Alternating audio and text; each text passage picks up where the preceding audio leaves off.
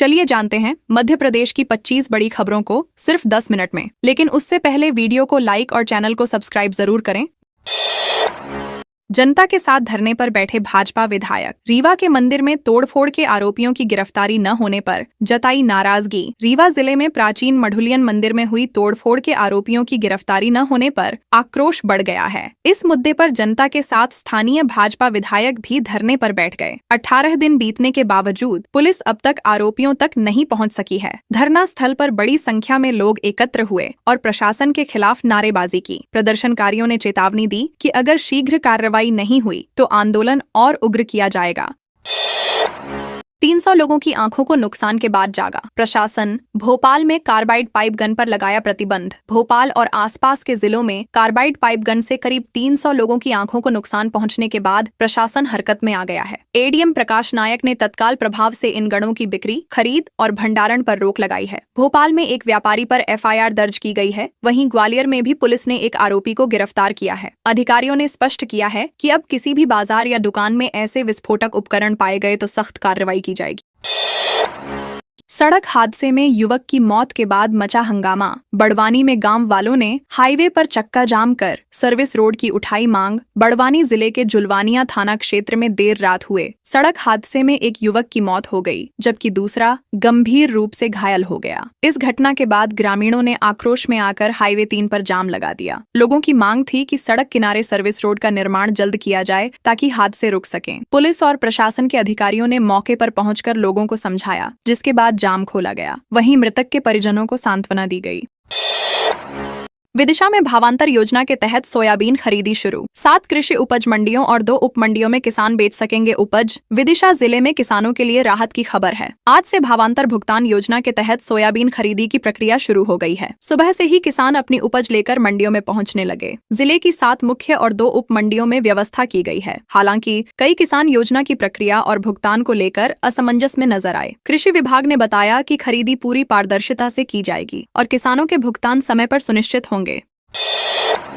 रुपए लेकर दर्शन कराने की बात पर चले लाठी डंडे। जमकर मारपीट का सामने आया वीडियो। सतना जिले के चित्रकूट के गुप्त गोदावरी क्षेत्र में श्रद्धालुओं से रुपए लेकर दर्शन कराने को लेकर विवाद हो गया। विवाद इतना बढ़ा कि दोनों पक्षों में लाठी डंडे चल गए और मारपीट शुरू हो गई। पूरा घटनाक्रम वहां लगे सीसीटीवी कैमरे में कैद हो गया है। बताया गया कि अवैध वसूली को लेकर लंबे समय से विवाद चल रहा था। पुलिस ने वीडियो के आधार पर जांच शुरू कर दी है और दोषियों के खिलाफ कार्रवाई की तैयारी कर रही है।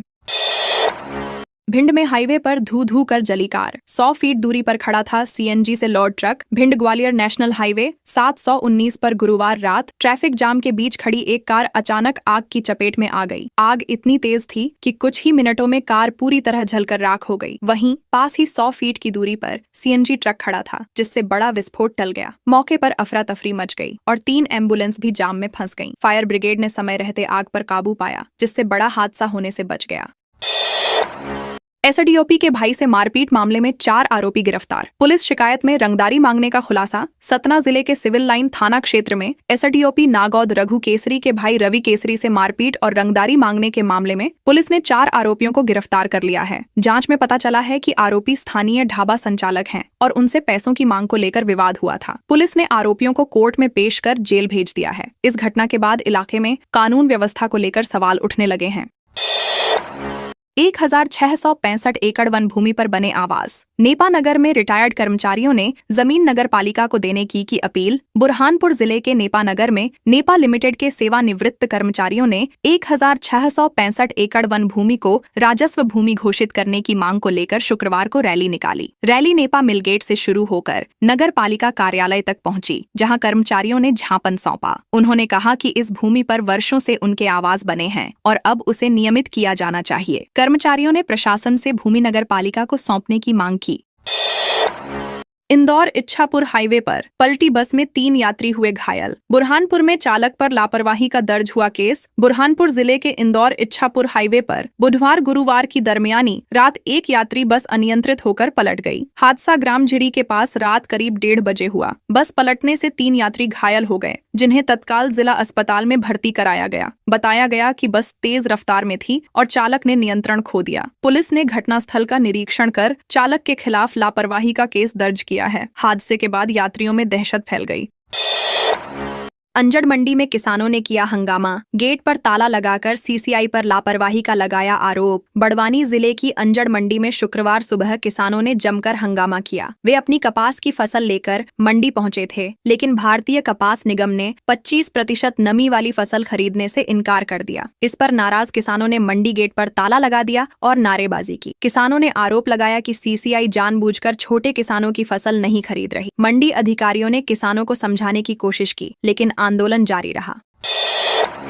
भिंड के दलित युवक से नगीना सांसद ने की बात। वीडियो कॉल पर चंद्रशेखर रावण ने कहा, जल्द आऊंगा। भिंड जिले के सुरपुरा थाना क्षेत्र में दलित युवक के साथ हुई मारपीट और पेशाब पिलाने की घटना अब राष्ट्रीय स्तर पर गूंजने लगी है। शुक्रवार को नगीना सांसद और भीम आर्मी प्रमुख चंद्रशेखर आजाद रावण ने पीड़ित युवक से वीडियो कॉल पर बात की। उन्होंने कहा, घबराना मत, मैं जल्द आकर सब ठीक कर दूंगा। रावण ने प्रशासन पर सख्त कार्रवाई की मांग की है। इस मामले में अब तक कई आरोपी गिरफ्तार किए जा चुके हैं, पर तनाव अब भी बना हुआ है। गेंदे की खेती से किया 4 लाख तक प्रॉफिट। 7वीं पास युवा किसान मध्य प्रदेश महाराष्ट्र में कर रहा सप्लाई। 7वीं पास एक युवा किसान ने मेहनत और सोच से मिसाल कायम की है। वह गेंदे के फूलों की खेती कर हर साल करीब 4 लाख रुपए का मुनाफा कमा रहा है। इसके साथ ही सब्जियों की खेती से कुल आय 10 लाख रुपए तक पहुंच रही है। किसान ने मध्य प्रदेश और महाराष्ट्र में फूलों की सप्लाई का नेटवर्क बनाया है। उसकी सफलता देखकर आसपास के कई युवा भी फूलों की खेती की ओर रुख कर रहे हैं। किसान का कहना है, मेहनत और नई सोच ही असली पूंजी है।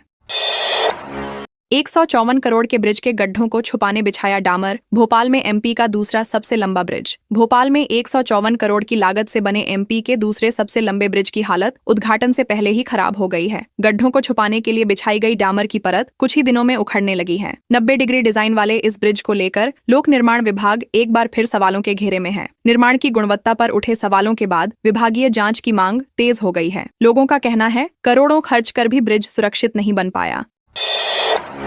प्रदेश कांग्रेस अध्यक्ष ने मुख्यमंत्री को लिखा खुला पत्र, कहा, वित्तीय अराजकता में फंसी है मोहन सरकार। प्रदेश कांग्रेस अध्यक्ष जीतू पटवारी ने मुख्यमंत्री डॉक्टर मोहन यादव को एक खुला पत्र लिखकर सरकार पर तीखा हमला बोला है। उन्होंने कहा कि राज्य की वित्तीय स्थिति बेहद खराब है और सरकार किसान विरोधी फैसले ले रही है। पटवारी ने मंडी टैक्स बढ़ाने के प्रस्ताव को किसानों के खिलाफ बताते हुए इसे वापस लेने की मांग की है। साथ ही लाडली बहनों को समय पर किश्त न देने को लेकर भी उन्होंने सरकार की नीतियों पर सवाल उठाए। पूर्व मंत्री महापौर ने जिन्हें बसाया, निगम ने हटाया। चौपाटी अतिक्रमण कर की मुक्त। जबलपुर नगर निगम ने विजयनगर स्थित चौपाटी पर अतिक्रमण हटाने की कार्रवाई की है। इस चौपाटी को 2017-18 में पूर्व मंत्री और महापौर ने शुरू किया था। कांग्रेस के पूर्व विधायक विनय सक्सेना का आरोप है कि यह कार्रवाई राजनीतिक बदले की भावना से की गई है, क्योंकि यहां आरएसएस का कार्यक्रम प्रस्तावित था। वहीं निगम का कहना है कि यह जमीन सरकारी है और लंबे समय से अवैध कब्जे में थी। कार्रवाई के दौरान भारी पुलिस बल तैनात रहा। मंडी कर्मचारियों ने काली पट्टी बांधकर किया विरोध। 1500 करोड़ कर्ज लेने के फैसले का किया विरोध। बुरहानपुर कृषि उपज मंडी समिति के कर्मचारियों ने सरकार के 1500 करोड़ के कर्ज प्रस्ताव का विरोध किया है। कर्मचारियों ने काली पट्टी बांधकर विरोध जताया। मंडी कर्मचारी महासंघ के प्रदेश अध्यक्ष ठाकुर संतोष सिंह दीक्षित के नेतृत्व में यह प्रदर्शन हुआ। कर्मचारियों का कहना है कि सरकार उनकी मुख्य मांगों को नजरअंदाज कर रही है और मंडियों की आर्थिक स्थिति को कमजोर करने वाला यह फैसला किसानों पर बोझ बढ़ाएगा। विरोध प्रदर्शन 28 अक्टूबर तक जारी रहेगा। सांची में 25-26 अक्टूबर को होगा पवारना समारोह। वर्षावास का होगा समापन। विश्व प्रसिद्ध बौद्ध स्थल सांची में 25 और 26 अक्टूबर को पवारना समारोह का आयोजन होगा। यह समारोह भिक्षुओं के 3 महीने के वर्षावास की समाप्ति का प्रतीक है। सांची बौद्ध सोसाइटी द्वारा विहार परिसर को भव्य रूप से सजाया गया है। इस दौरान ध्यान सत्र, प्रवचन और सांस्कृतिक कार्यक्रम होंगे। देश भर से हजारों बौद्ध अनुयायी यहाँ जुटेंगे। प्रशासन ने सुरक्षा और यातायात की विशेष व्यवस्था की है ताकि श्रद्धालुओं को कोई परेशानी न हो।